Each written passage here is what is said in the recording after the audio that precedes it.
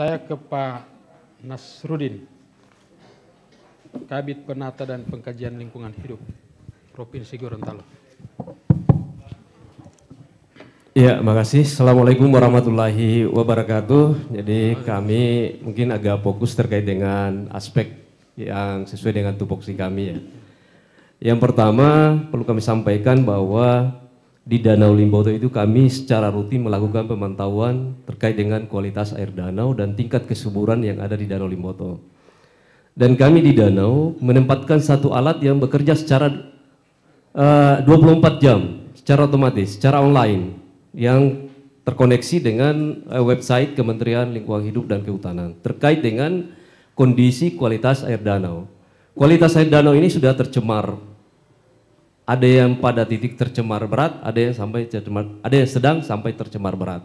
Kemudian dari sisi tingkat kesuburan, tingkat eutrofikasi itu berada pada posisi eutropik berat sampai hipereutropik. Itu sudah pada posisi yang sangat subur, tingkat kesuburan.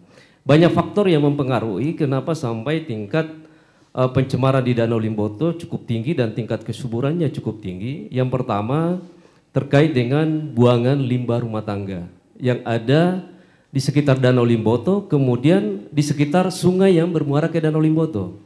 Bukan cuma rumah tangga, tetapi banyak juga kegiatan-kegiatan yang tidak mempunyai izin membuang limbahnya ke sungai, seperti Sungai Alo ke Sungai Alopoho.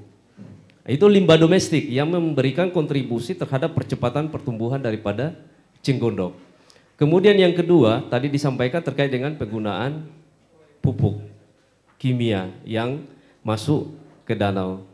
Kemudian yang ketiga terkait dengan penggunaan pakan yang digunakan pada kegiatan karambak jaring apung. Saya tidak mau menyampaikan apakah mau dilarang atau tidak, hanya saya ingin memberikan pertimbangan saja. Pernah kami dari Dinas Lingkungan Hidup dan Kehutanan bersama-sama dengan Kementerian Lingkungan Hidup mempraktekkan terkait dengan karambak jaring apung ramah lingkungan. Kami sudah praktekkan di Danau Limboto terkait dengan karambak jaring apung lingkungan dengan jaring yang berlapis. Kami berharap menginginkan bahwa pakan yang pada jaring pertama tidak dimakan oleh ikan, pada jaring kedua bisa dimakan oleh ikan, sehingga kita meminimalkan pakan terbuang. Nah, itu kita perkenalkan jaring apung yang ramah lingkungan di Danau Limboto, dan kami sudah pernah buat di sana. Hanya mungkin kurang diminati oleh masyarakat, dan kondisi Danau Limboto ini sangat dangkal sehingga memang agak sulit kita buat berlapis itu ya. Kemudian yang kedua terkait dengan masalah eceng gondok. Sebenarnya banyak program dan kegiatan yang kita sudah lakukan terkait dengan pemanfaatan daripada eceng gondok ini. Kami pernah mendatangkan dari Jogja untuk melatih masyarakat di sana di dalam pemanfaatan eceng gondok menjadi berbagai macam jenis kerajinan. Yang kedua, kami juga pernah melatih masyarakat memanfaatkan eceng gondok menjadi sebagai sumber energi. Jadi ada beberapa rumah yang sudah menggunakan pada saat itu, tapi tidak berkelanjutan. Jadi kan sebagai sumber energi. Kemudian yang ketiga terkait dengan pemanfaatan eceng gondok menjadi pupuk. Kita dulu pernah kerjasama dengan salah satu salah satu perusahaan ya. Hanya masalahnya pada saat itu lokasi untuk pembuatan pupuk ini agak jauh dari danau, sehingga ini menghambat keberlanjutan daripada pemanfaatan eceng gondok menjadi pupuk. Padahal saat itu produksinya cukup besar, tapi tidak berlangsung lama, kegiatan ini tidak berjalan lagi. Jadi yang terkait dengan masalah kualitas air yang kami sampaikan tadi, jadi itu masalahnya di sana. Sangat tercemar dan tingkat kesuburannya sangat tinggi. Dan informasi ini sudah sampai di kementerian karena hasil pemantauan kualitas air di sana terkoneksi secara langsung dengan website KLHK. Jadi kita memantau 24 jam secara online yang ada di Danau Limboto.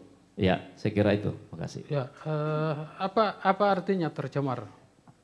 Apakah ini berdampak juga ke kualitas? Ya, ini akan nantinya berdampak terhadap ekonomi masyarakat. Yang nelayan tadi ini akan bisa mempengaruhi ikan nila yang ada di sana. Ini suatu saat nanti, sekarang sudah terjadi ya. Biasanya kalau musim hujan, kalau tidak cepat diangkat mati. Ya, betul ya. Karena kadar oksigen yang ada di dalam perairan itu sudah mulai berkurang.